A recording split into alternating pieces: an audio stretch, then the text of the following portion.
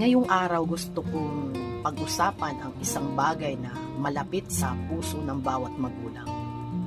Ano ba ang tunay na sukatan ng pagiging mabuting ina? Sa totoo lang, wala namang iisang tamang paraan na pagpapalaki ng anak. Magkakaiba ng sitwasyon, bawat pamilya, magkakaiba rin ang paraan ng pagpapakita ng pagmamahal. Ngunit sa aking obserbasyon, may tatlong karaniwang uri ng ina. Unang uri, ang ina na ibinibigay halos lahat.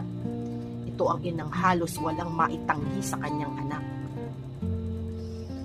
Kapag may gusto ang anak, kanya itong ibinibigay agad. Inuuna niya ang kaligayahan ng kanyang anak kaysa sa sarili niyang pangangailangan. Napakabuti ng puso ng ganitong ina. Handa siyang isakripisyo. Handa siyang magtiis. Handa niyang ibigay lahat dahil mahal na mahal niya ang kanyang anak. Pero kung minsan, kapag walang limitasyon ang pagbibigay, maaaring masanay ang anak na laging nakukuha ang kanyang gusto.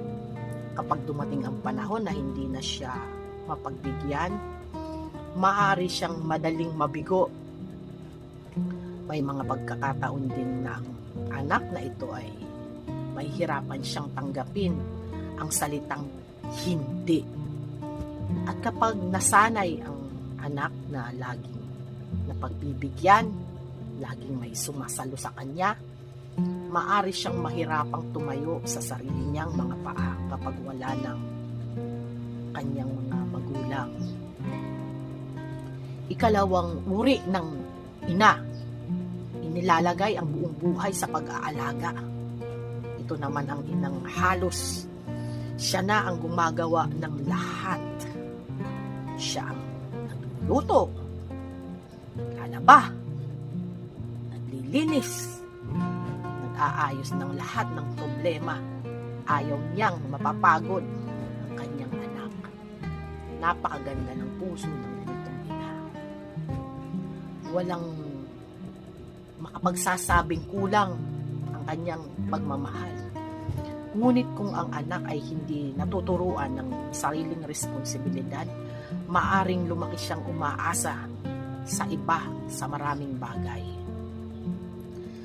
Kapag dumating ang araw na wala na siyang ina upang gumabay at gumawa ng lahat para sa kanya, maaari siyang mahirapan sa buhay ng mag-isa.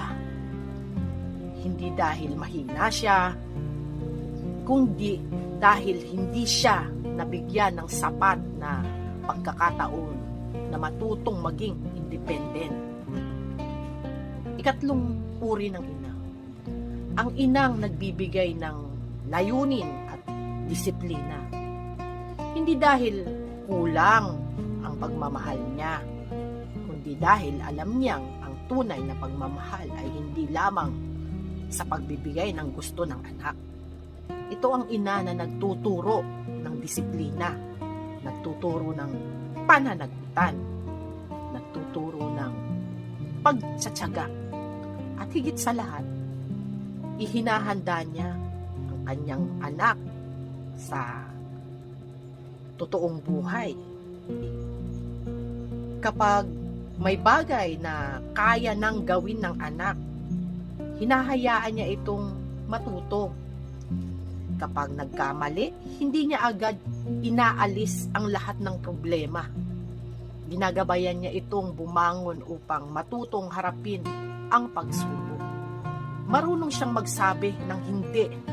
Hindi dahil madamot siya, kundi dahil alam niyang hindi lahat ng gusto ng anak ay makakabuti sa kanya. Ito ang uring ina na pinakamalapit sa totoo lang sa aking paniniwala. Pangarap niyang maging pulis. At alam kong ang pagiging pulis ay hindi lamang tungkol sa pagsusuot ng uniforme. Kailangan dito ng disiplina, katatagan ng loob, pagiging responsable, pagiging matapang, at kakayahang tumayo sa sarili niyang mga paa. Yun ang unang paraan para maihanda siya sa buhay. na tatahakin niya.